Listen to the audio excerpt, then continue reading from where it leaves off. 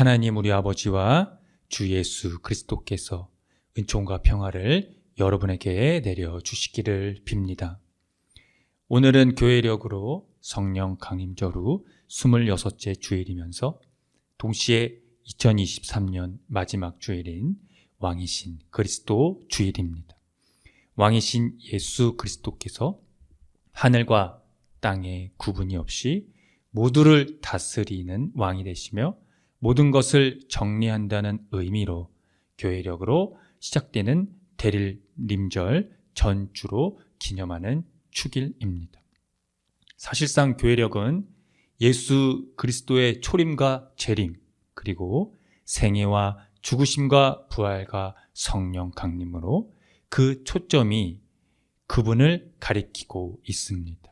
그럼에도 오늘을 왕이신 그리스도 주일로 특정하여 기념하는 것은 그리스도교의 본질이자 정체성이기 때문입니다. 그런데 일반 교회에서 교회력은 철저히 외면받고 있습니다. 저희 희망의 교회 주변으로 한 50개 되는 교회를 찾아봐도 아마 거의 없을 것입니다. 교회력이 외면받는다는 것은 교회가 예수 그리스도께 집중되어 있지 않다는 방증이기도 합니다. 비본질에 목을 매는 것을 보면 알 수가 있지요. 예컨대 새생명 전도축제, 간증 집회라든지 부흥회 같은 행사들이 그것입니다.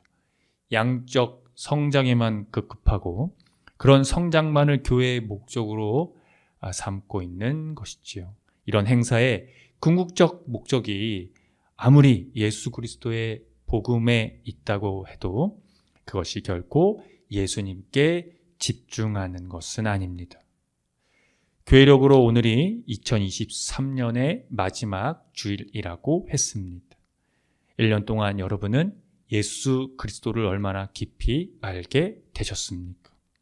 그분을 믿는다는 것, 그분을 알게 된다는 것, 그래서 그리스도인으로 살아간다는 것과 사는 것은 여러분에게 어떠한 의미인가요?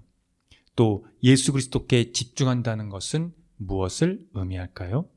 오늘 함께 읽은 말씀을 통해서 이에 대한 답변을 들어보도록 하겠습니다. 오늘 에베소서의 저자는 그의 서신의 수신자들이 예수 그리스도의 하나님이신 영광의 아버지께서 주시는 지혜와 계시의 영으로 하나님의 영광스러운 상속과 능력이 얼마나 풍성한지를 그들이 알기를 바랬습니다. 그는 하나님께서 이 능력을 예수 그리스도 안에서 역사하셨다, 발휘하셨다고 선포합니다. 그 내용은 다음과 같습니다.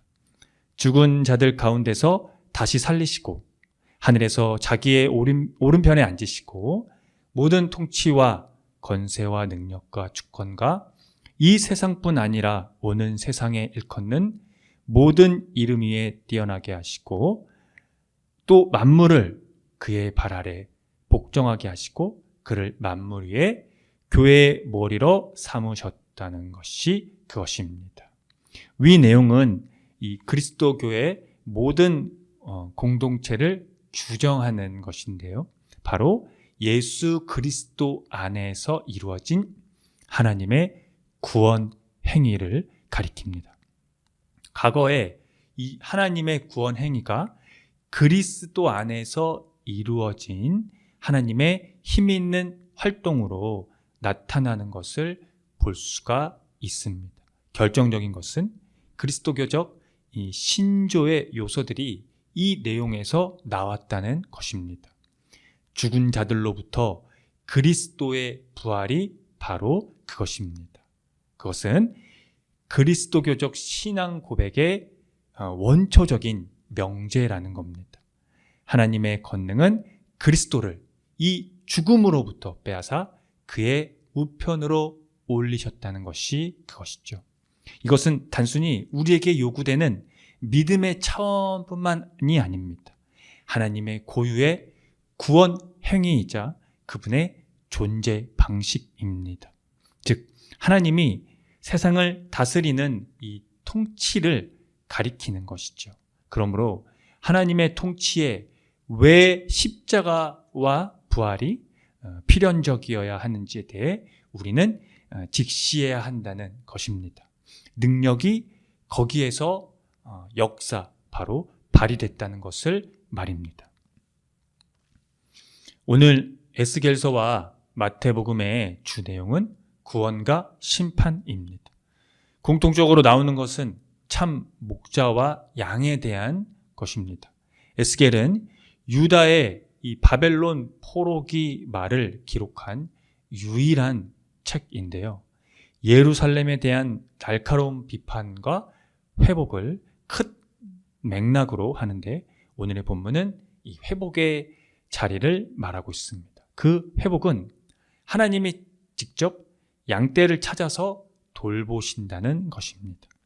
흩어진 양들을 모으시고 그들의 땅으로 데리고 가서 그들을 먹이시며 또 헤매는 것을 찾아오고 다리가 부러지고 상한 것을 싸매어주며 약한 것은 튼튼하게 만들어주고 힘센 것들은 멸하신다는 내용입니다. 그리고 더 이상 희생을 당하지 않도록 양과 양 사이를 심판하신다고 합니다. 여기서 하나님의 보응은 이 지배자들에게만 국한된 것이 아니라 백성 자신에게까지 미치는 이 심판을 통해 하나님께서 양떼를 완전히 재건하는 이 길이 열린다는 것인데요. 이것은 오늘 예수님이 말씀하신 이 비유에서 이와 비슷한 입장이 발견되기도 합니다. 즉 마태복음 25장의 양과 염소의 비유는 이 심판에서 비롯됐다는 의미입니다. 그러니까 피압박 계층도 그야말로 죄가 없는 것으로 간주되지 않는다는 내용을 가리킵니다. 마태복음 25장의 양과 염소의 비유를 살펴봐야겠습니다.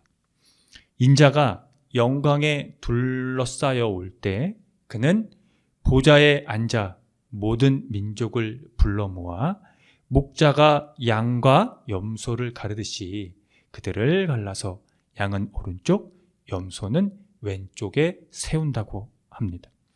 결론적으로 이 비유에 대해서 말씀을 드리면 양은 아버지께 복을 받아 그들을 위해 준비된 이 나라를 차지하는데요. 왼쪽에 있는 염소는 저주를 받아 악마와 그 졸개들을 가두려고 준비된 영원한 불 속으로 들어가게 됩니다. 그 원인은 그들에게 주어진 기회에 행한 것에 대한 여부로 결정이 나고 있는 것을 우리가 살펴볼 수 있습니다. 여기서 인자, 임금이라고 표현이 되어 있는데요. 이 임금이 줄이고 목마르고 나그네로 있고 헐벗고 병들고 감옥에 갇혔을 때에 양은 먹을 것과 물을 주었거나 또한 그를 영접해서 옷을 주거나 돌보아 주고 그가 감옥에 갇혀 있었을 때는 찾아와 주었는데 염소는 그렇게 하지 않았다는 것이 그 여부의 결정적인 원인이 됩니다. 이에 양과 이 염소의 공통된 대답은요, 주님, 우리가 언제입니다. 그러니까 이들이 행한 이 여부의 내용에 대해서 이들은 전혀 인식하지 못했다는 거죠.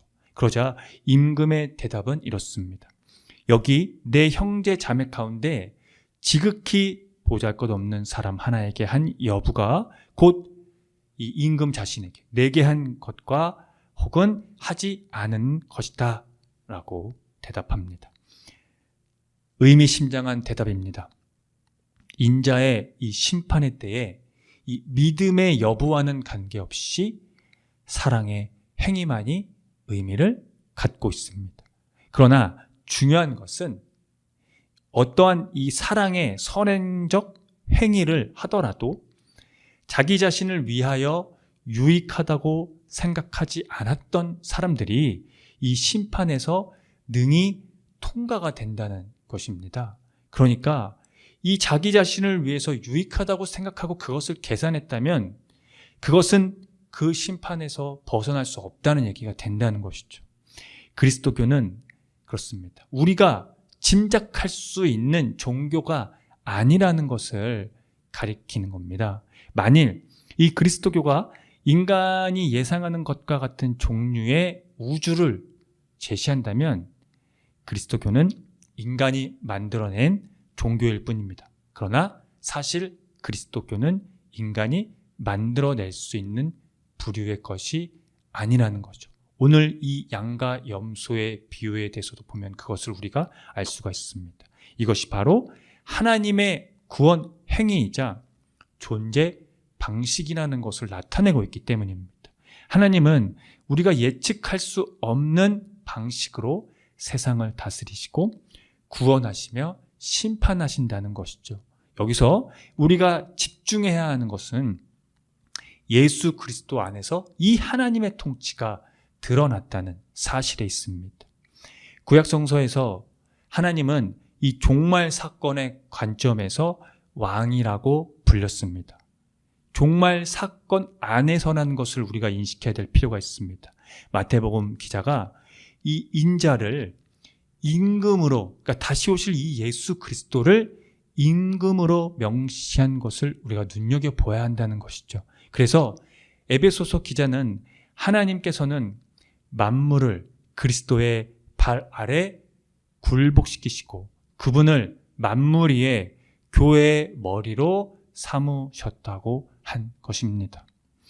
사랑하는 성도 여러분, 모든 정권과 권세와 능력과 주권 위에 그리고 이 세상뿐만 아니라 오는 세상에서 일컬을 모든 이름 위에 뛰어나신 이 예수 그리스도께 여러분 집중하고 그분께 결속되십시오. 그러면 우리는 그리스도의 몸이 되며 만물을 완성하시는 분의 계획이 그 안에서 완전히 이루어지게 될 것입니다.